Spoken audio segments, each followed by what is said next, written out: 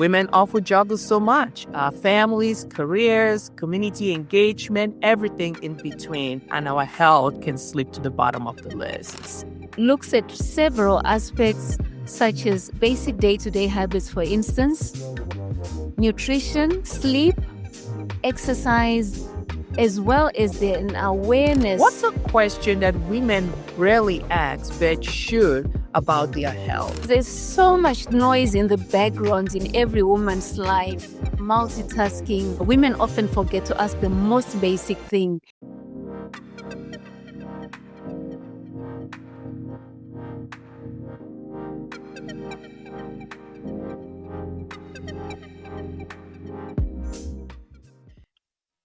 Hello, everyone, and welcome back to Your Health Matters by Sorogi, a podcast where we explore stories and solutions that help you take charge of your health.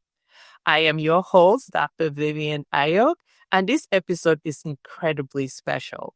We are honored to have a remarkable guest whose work and voice have shaped women's health in a meaningful way. Women often juggle so much, our families, careers, community engagement, everything in between, and our health can slip to the bottom of the list.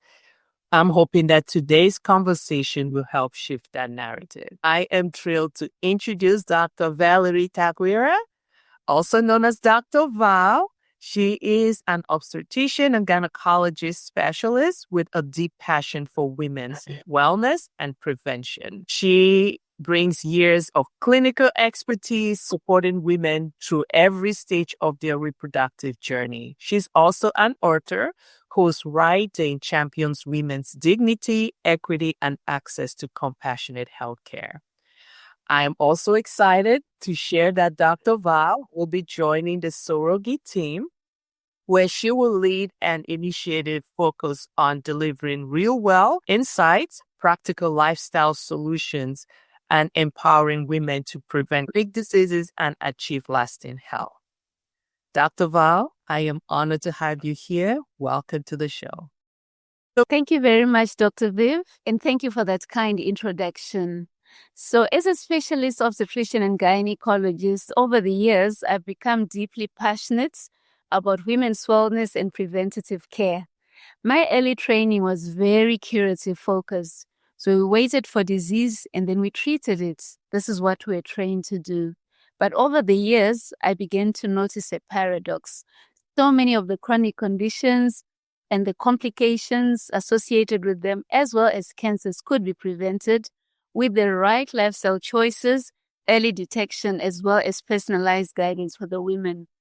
So this realization shifted my career. Today, my work blends clinical aspects of care that I've been trained to do with wellness coaching, whereby I help women understand their bodies, how they can make informed choices and feel empowered during life transitions like pregnancy, postpartum, perimenopause, and menopause. So this is how I've come to where I am today. What is wellness coaching and why is that important for women? Wellness coaching is actually a partnership between us as their coaches and them. And it's a practical partnership that helps women to take charge of their health before problems arrive. And it's very supportive in nature. So it involves guiding women to understand their body and hormones, tailoring their lifestyle habits like nutrition, sleep, and stress and movement for wellness, clarifying personal health goals, and then guiding them through transitions like pregnancy or menopause and so forth. So it looks at several aspects such as basic day-to-day habits, for instance, nutrition, sleep, exercise, as well as an awareness of when to get screened and how to get screened for specific diseases, whether they might be those diseases to which every woman is susceptible to, or whether these might be diseases that they are linked to their family history and so forth, or indeed occupational hazards, as well as just the nature of being a woman who's going through different life stages related to the reproductive system. That's interesting. Just trying to make this practical for our audience. What's a question that women rarely ask but should about their health? Because there's so much noise in the background in every woman's life, multitasking. Women often forget to ask the most basic thing. And when it comes to wellness, a woman should be asking, what can I do today at this stage where I am, regardless of what has happened in the past? What can I do today to make sure that from this moment onwards, I'm at my very best health? So that's question brings women back to being centered and focused on where they're at, where they can start and project it into the future so that again they can have the best health outcomes. So it doesn't matter if you're experiencing premenopause, menopause, or still at a stage where you're considering starting a family. We really should be asking some very, very basic questions about our nutrition. What are some of the things that we're doing, right? Depending on where you are on that life's journey. Absolutely. It's never too late or too early to start because we're investing in the now as well as projecting the now into the future. How do we go from this point to get into the best health state? So a more proactive approach rather than waiting till something goes wrong, which is what you've been talking and sharing about, correct? Correct. We have to be very intentional and very proactive about investing into our health. And just following up on that, why does personalized or culturally responsive approach to wellness matter for women? It matters a lot because it's the one thing that could then help to focus on achievement of goals. And it can be a very guided and structured process whereby women can have an accountability partner, so to speak. Because it's all very well for us to come up with our goals. And yes, we can do our best to achieve them. But having an accountability partner who in essence is the coach is very focus driven on achieving results. And how should women really approach their wellness journey? We know we are all busy. Some of us are moms. We're also taking care of our parents. We have our career. There's so much we're thinking about every day, and it almost feels like we need 36 hours and not 24, right? To be able to accomplish all the things that we want to do. So how should women really approach a wellness journey when they are time poor?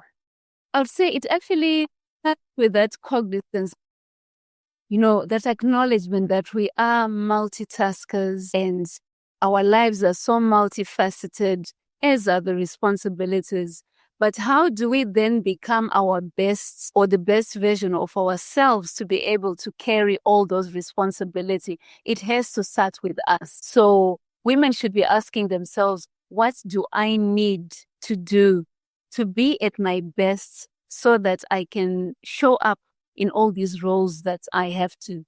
So the very fact that there are all these multiple roles could end up making a woman feel very overwhelmed where to start. So it's important to start very small and to remember that starting small is not a failure. It can actually be built up and compounded to have huge impacts. So we can start with very small things in our day-to-day lives. And one way of doing that is to pair our wellness sort of activities with something that we do all the time. So for instance, fun fact, I could say, all right, I'm going to be boiling the kettle. Why don't I do some stretches while I'm boiling the kettle? And while I'm reading my favorite book, how about doing some pelvic floor exercises, for instance? And some people who are able to take walks out in nature, if they don't find that walking activity too distracting for meditation, you could actually pair a good walk with a meditation. So this borrows from our ability as women to multitask, but we can do it a very productive way so that we compound small habits into things that are going to have lasting impact on our health and working towards our goals for wellness. So what I'm hearing you say is that nutrition, physical activity, good sleep, some of the lifestyle changes that we need to implement if we want to improve our health long term. Absolutely.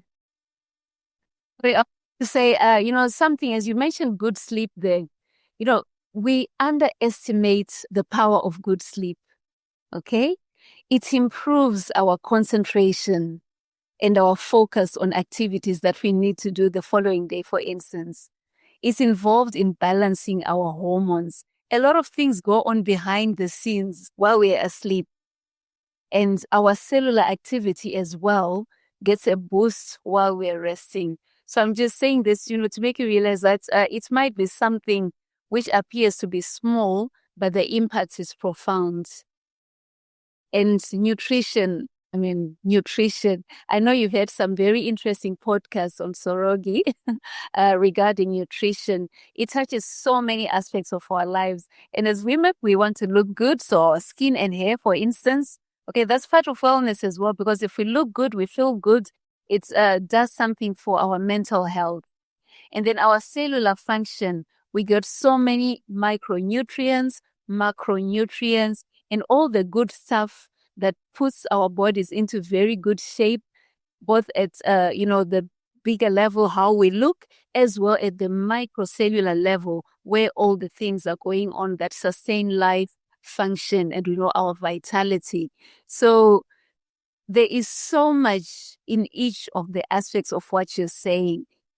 Can't say enough about exercise either. It's got so many benefits. And again, when you combine all these things and some others, we become healthy and our bodies become strong and resilient. Inflammation goes down.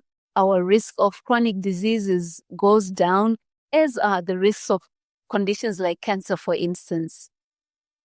So there might be things that we might take for granted or approach in a rather abstract manner without appreciating the full value of what all these activities bring into our lives, our health, and our total wellness.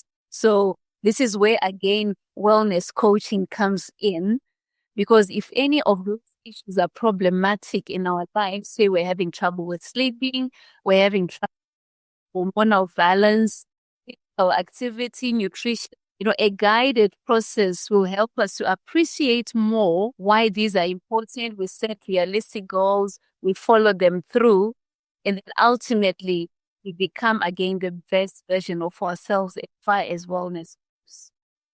So, Dr. Val, how does the wellness journey differ for women in various life stages, like someone who's planning to start a family or is experiencing perimenopause or menopause right now? So what are some unique things that they need to be looking into as part of their wellness journey? Other than the generic ones that we've mentioned for all women, of course, there will be unique requirements or needs, like you say, for the different life stages. So for a young woman who's going to plan a family, one of the most important things is weight optimization, because being overweight or beyond being overweight in pregnancy comes with a host of problems. So this could be pregnancy-induced hypertension, gestational diabetes, and so forth. So weight optimization is very important. And it's also a time to ensure that nutrition is at its best, because good nutrition is associated with good hormonal balance for fertility, of course, as well as, having stores of macro and micronutrients that are going to be important for supporting a healthy pregnancy. So I could talk of iron, for instance, especially for those women who are known to have heavy periods, making sure that that gets attended to and iron levels are optimized. Folic acid, very important, as well as the omega oils. So that's just some aspects of it. And then postpartum, the body needs to be restored. So nutritional support, emotional support, because motherhood can be very demanding. So it's a very important time for women to especially look after their mental health in addition to everything else. New arrival, and maybe there are already other children in the family as well, or even if it's the first one, it's such a big transition to enter motherhood. And then perimenopause, it's a time for hormonal fluctuations, and it's also a time where chronic disease risks are more amplified, either because of the hormonal changes or because of age progression, tying in with familial risks. So the focus in this stage also should be on what can I do to prevent chronic disease? How do I stay healthy? And also it's a good time to start screening for cancers, so that is either management of known risks or early detection. And as women move to menopause, here's a time when vitality, mental clarity, balance, and muscle preservation, all these factors, and bone strength, let's not forget that one, should also become important. It's also like the perimenopause, it's also an important time for cancer screening, in particular breast cancer. And in different populations of the world, depending on where women are, cervical cancer is also quite important. And this, I should add, is something that cuts across stages. And most countries are looking at cervical cancer screening from the age of 25 onwards. So let's not forget as well. Thank you for sharing that.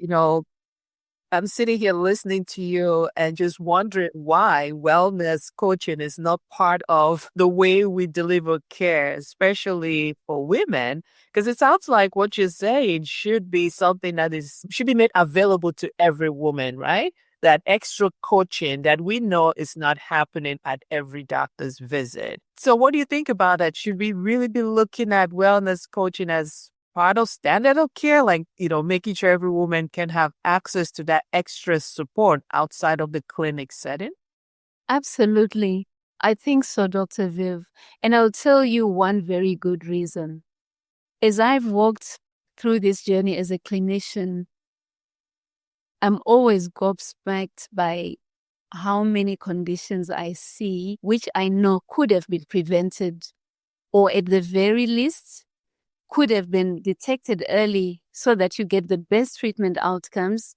And additionally, the same conditions, if there was that awareness of preventative strategies and so forth, if there was a failure of total prevention, at least the disease would be milder and not as severe as what it would be without any wellness or prevention strategies at all.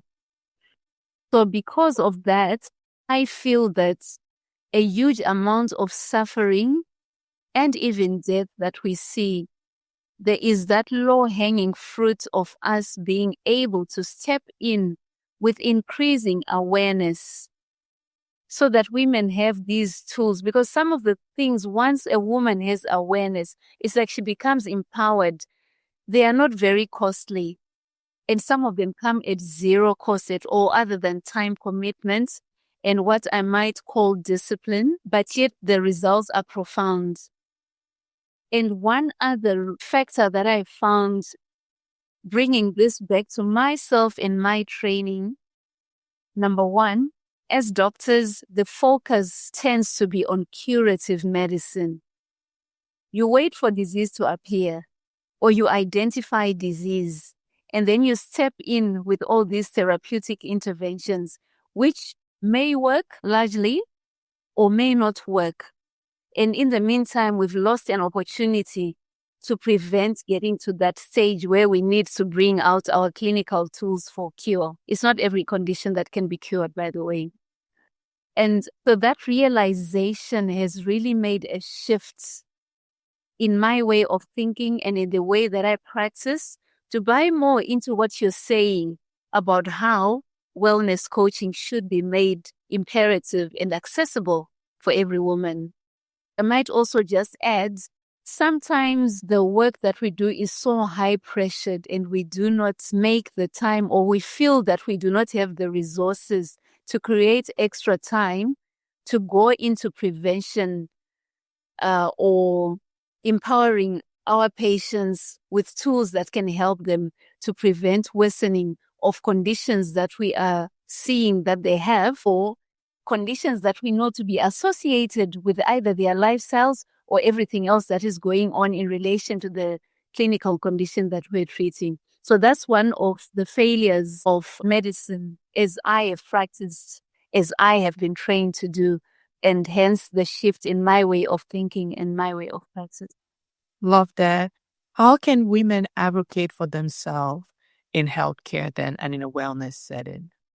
In a wellness setting, or even, well, more commonly, rather than a wellness setting, is the clinical setting. And it starts there, actually. That's the interface with the health sector, isn't it? So when a woman is in a healthcare setting, she should feel free to ask questions. So ask and ask and ask, and do not feel embarrassed about almost demanding answers when you feel that you're being rushed through certain aspects of your care. So the important thing is to ask. And the second one is to affirm.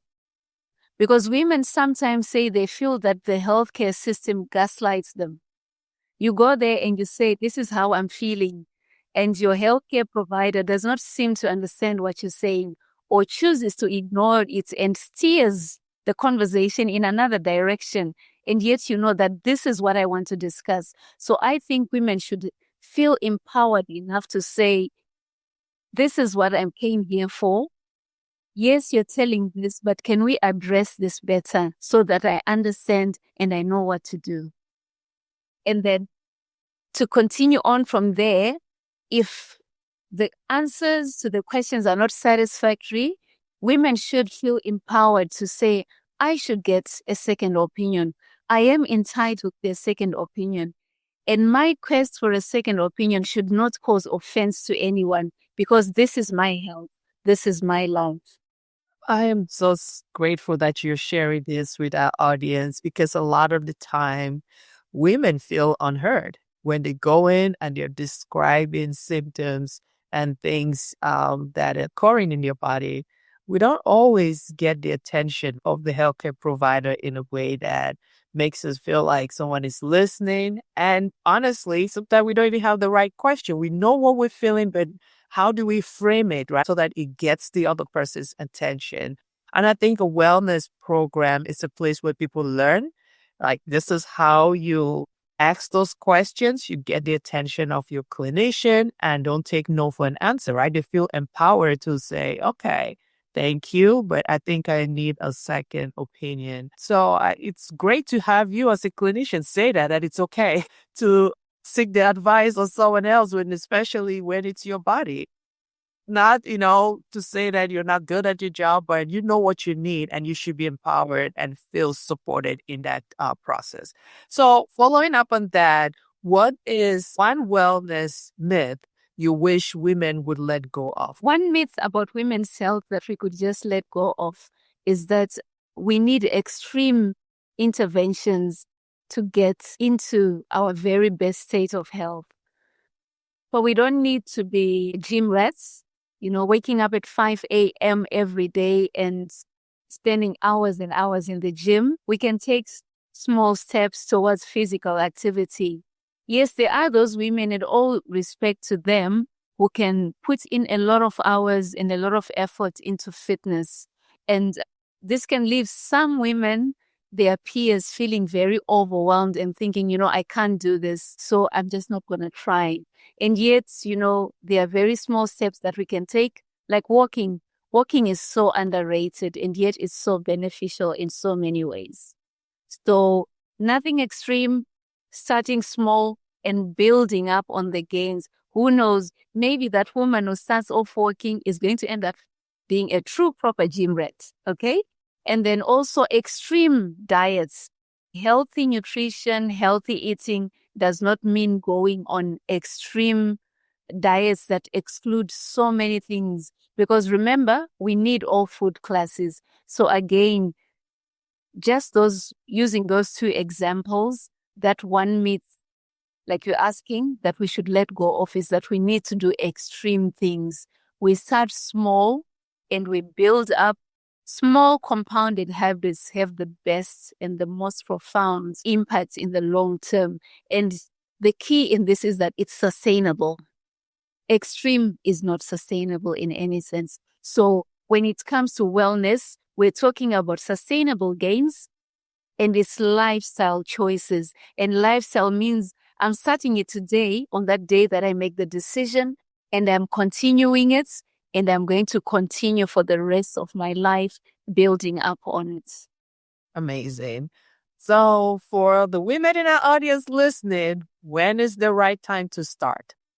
The right time to start is now, if we haven't started. So if it's a young adult, there's so much to gain. Get into the best state of health, have an awareness of what you need as you get older, moving through the life stages. But say I'm in midlife, it's never too late. And sometimes I think we are hard on ourselves. It's not like we have not started, we have not been doing anything. Sometimes it's just a simple thing like lack of recognition that the little things that I'm doing, taking the stairs instead of the elevator, all those things are working towards wellness, and not being too hard on myself and saying, where am I right now? And what are my life goals as far as wellness is concerned? And how do I move? Because the investment starts right now.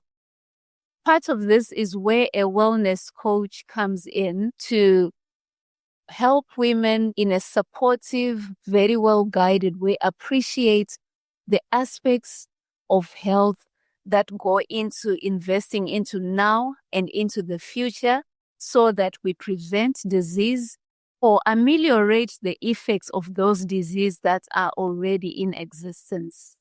And we do know of people who come off chronic medication, for instance, by making those lifestyle choices. So even a woman who's got a condition which us as clinicians have labeled chronic can actually starting at that point, moving forward, can either mean instead of taking 3 types of medications, they're going to be taking 2 or 1, or best case scenario, none at all, and still continue being in a healthy state. So it's never too late.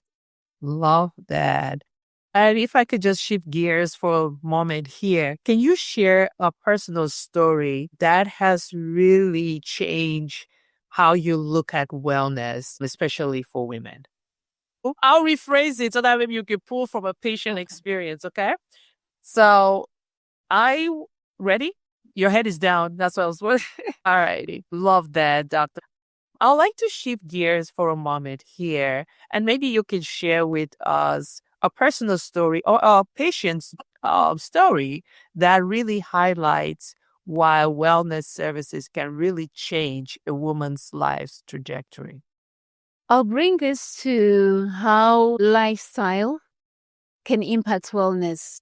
Because as clinicians, we tend to just focus on health many of the times and leave out the lifestyle aspects. So I'll bring it back again to myself and lifestyle and career, where I found that my job was quite demanding. But at the same time, I also had to juggle family and other social responsibilities, to the point where, due to lack of boundaries, I got a serious case of burnout. And the final result of that, if you think of it that way, was that I wasn't functioning at my optimum best at work. Neither was I at my best at home. And I was just exhausted and tired all the time. So I found that I could not concentrate. I was underperforming, and I became very irritable. And the sort of lifestyle changes that I needed to make towards wellness included simple things like learning to say no to certain things when I felt that the load was too much without feeling guilty. That was the first one. And then the second one was getting adequate sleep. But I also had a bout of insomnia around that time.